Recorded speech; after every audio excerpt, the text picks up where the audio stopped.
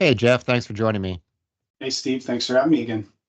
Good to have you. Well, we are talking about how some projects, multifamily projects, are not getting off the ground despite the housing shortage, despite the need for more units. We've seen the amount of time the average apartment project spends between construction authorization and when construction begin has risen to nearly 500 days. That's a 45% increase from 2019. That's property data firm Yardi Matrix with those numbers. Developers are also launching fewer projects amid what is being called a financing crunch. Multifamily building starts fell to an annual rate of 322,000 units in April. That's the lowest April rate since 2022. That's according to the Census Bureau.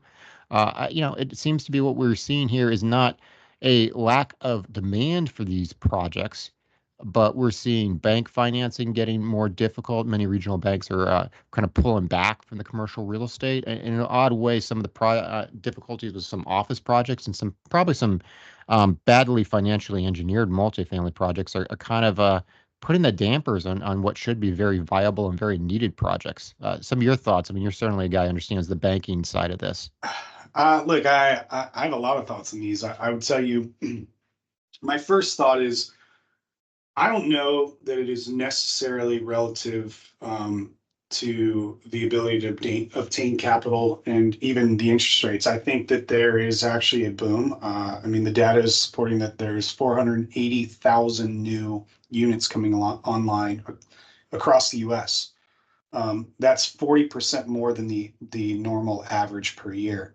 So in terms for people sitting on projects, well, I think that's probably really true. I don't know that it's necessarily revolving around interest as much as with that much coming online, they don't want to add to it and then have have projects sitting vacant because that you just can't fill them up quick enough. Well, here's Um, another thing that, we've dealt with. It's hard to get reasonably priced construction crews and material yeah, on time and getting work done. I think that's one thing is you can't just you may want to snap your fingers and do more projects, but yeah. I the mean, those materials and crews, yeah.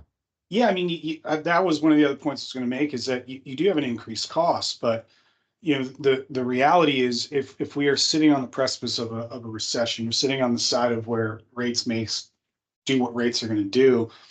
The truth is if, with that many units coming online, you can't build class A projects, which is essentially what you're talking about is building a class A project. Those are the projects that get hurt the most because your actual rate, your rental rate is so much higher than a B or a C project.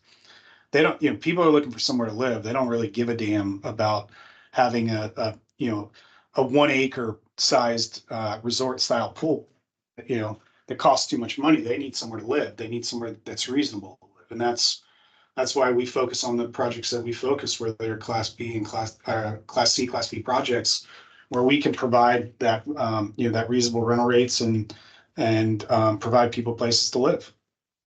Yeah, and I mean, I do think that maybe some of these projects don't pencil out as well as they used to, Of course. given the higher construction costs, given the higher financing and interest rate costs.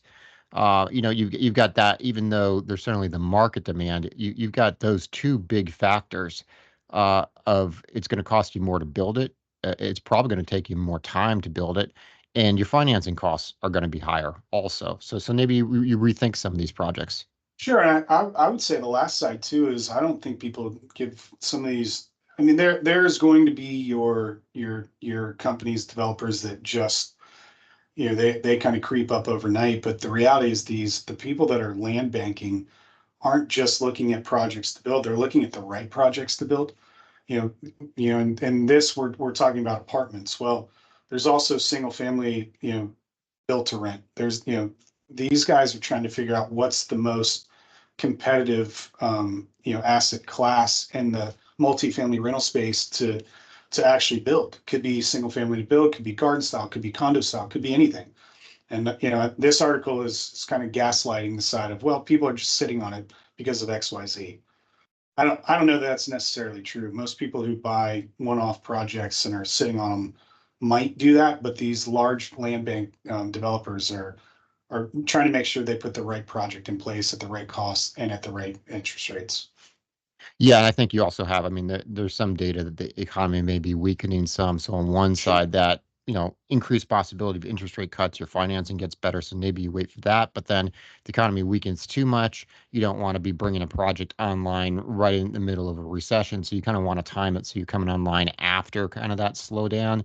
So I think, there's also some of a, wait and see here in Of terms course. of where's the economy going, where's my financing costs going. And look, and the last piece I would add to this was, sometimes we laugh at the side of location, location, location, but this is one of those moments where you do need to make sure you're building the right product in the right location for the right cost.